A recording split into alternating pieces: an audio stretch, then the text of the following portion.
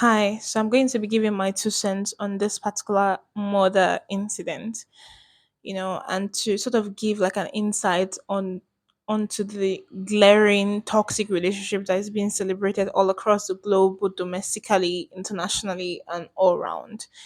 One of the things that I'm so concerned about is young people being so into relationships, and this is a particular incident that I'm going to highlight that's going to portray that now a 25-year-old or a 23-year-old girl was killed by her 25-year-old boyfriend.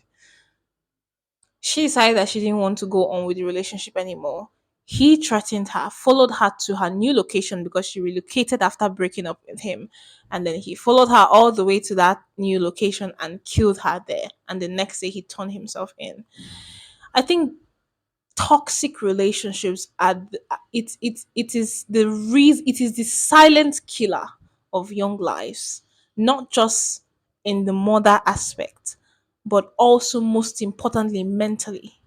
You can see how relationships have destroyed a lot of young people from 20, 19, 18, 16. They're already in a relationship. They are already exploring. They are already, into sexual encounters, not judging, just highlighting what is killing and destroying lives. Many of them have more experiences in relationships. And to me, that can be really damaging. It has damaged so many lives.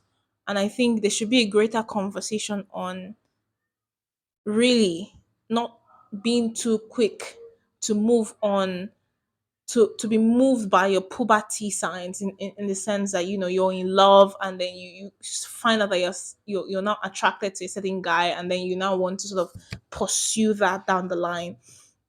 You don't have to. you know it has damaged so many lives and left people broken. If you were to give a consensus on young people now, maybe from 16, 17, because these days I can't start counting from 18 anymore. 16, 15 looks like a 20-year-old. So from 16, 15, you realize how so many of them are already damaged by relationships, from breakups to um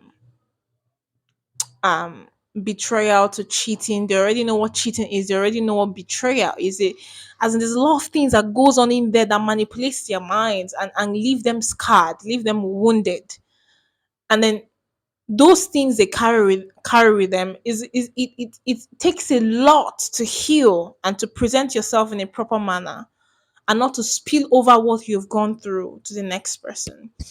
And so this is just an incident I'm using to highlight what is destroying society, because I really believe, aside from the government, and how it's treating its people, aside from what else, aside from the environment, aside from the family structure and the trauma that goes on in the family, one of the other things that corrupts and destroys lives mentally, physically, spiritually as well, is relationships.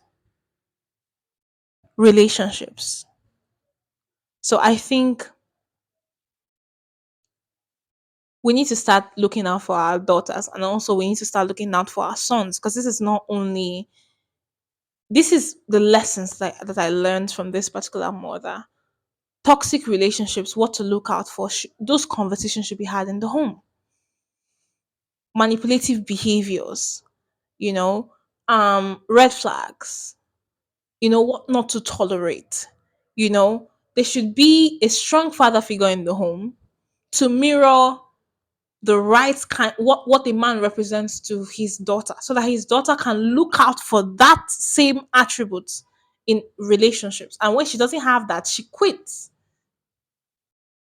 And I know this was the particular incident of this lady here, of she quitting and then him following her to the new residence, which to me is a bit shocking, because I'm not trying to blame her for her mother, but I'm just really shocked that despite the fact that she relocated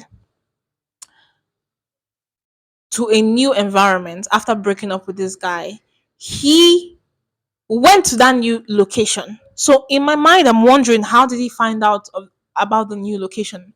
Did she reveal it to anybody? Did she tell it to anybody? Because for him to go there and then enter the house and then kill her there, so in as much as we're talking about trauma over here and we are talking about the different things that happens in the society and how people are suffering, dying, and going through a lot, we also need to look carefully towards the side of relationships and the infection that is coming out of relationship and how it is spilling over into different people's lives. I think it's so important to have that conversation.